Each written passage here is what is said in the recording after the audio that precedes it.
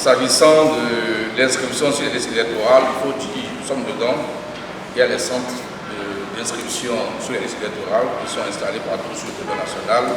Il faut dire que l'inscription sur les listes électorales est un devoir pour tout professionnel des médias remplissant les conditions. Elle ne se fait pas catégorie. Presse écrite, audiovisuelle, technicien des télécommunications. Les conditions, vous les connaissez déjà, on va les rappeler ici. Quelles sont les conditions d'éligibilité et de déclaration de candidature?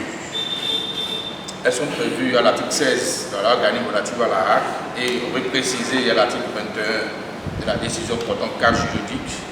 Il faut dire de façon précise que nul ne peut être éligible aux élections des représentants de des médias à la HAC s'il est de nationalité béninoise, s'il ne jouit de tous ses droits civils et politiques, s'il ne réside sur le territoire de la République du Bénin, s'il est de bonne moralité, de grande probité et s'il ne dispose d'une expérience professionnelle d'au moins 10 ans de pratique professionnelle. Chaque candidat doit présenter une candidature établie en 2 exemplaires auprès de la Sénat 50 jours avant la date fixée pour le début de la campagne. L'opération se déroulera en 5 jours ouvrables.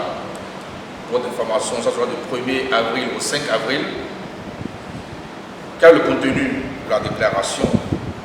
En dehors de la lettre de déclaration, on doit y retrouver en pièce jointe une version numérique de la photo d'identité du candidat, pas de photo bijou, un logo de candidat et sa version numérique, un extrait date de naissance sécurisé et toute pièce tenant lieu, le numéro 2 du cahier judiciaire datant d'au moins 3 mois. S'agissant du numéro 2 du cahier judiciaire, le postulant ne peut pas lui-même demander le numéro 2. Il revient à la HAC, certainement après le dépôt de candidature, de procéder à la demande du numéro 2 du cahier judiciaire. On doit retrouver aussi un certificat de résidence, un certificat de nationalité, une attestation de non-condamnation plus de 2 fois par l'ODEM et aussi une attestation de non-condamnation de plus de 2 fois par la HAC dans les derniers mois précédant l'élection. Une quittance payée dans les caisses de l'État, trésor public, de 300 000 francs CFA et une attestation justifiant de 10 ans au moins d'ancienneté de pratique professionnelle et un engagement de bonne conduite.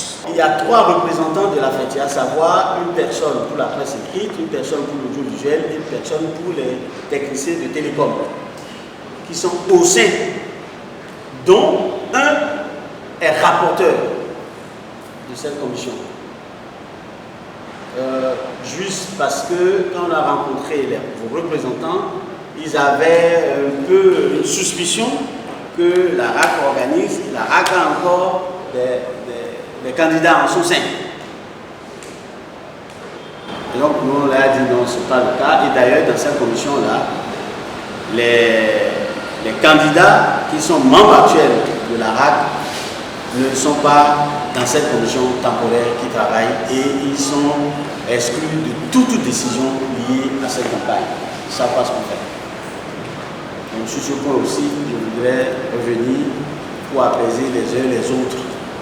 Je ne sais pas si toutes les informations avec les fêtiers arrivent à votre niveau par rapport à ça. De toute façon, nous faisons de notre mieux. On fait tout pour qu'il y ait égalité. Pour que ça soit sur le terrain, que dans les urnes, que se décident vos représentants qui arrivent. Et on est ouvert, si vous voyez qu'il y a des choses qui prêtent un peu à confusion dans ce qui se fait, nous on est ouvert à vous répondre. Soit vous passez par vos représentants, ou bien mon numéro est ouvert parce que je suis le coordonnateur de cette commission chargée de l'organisation de cette élection. Donc, je peux encore vous répondre sur ça.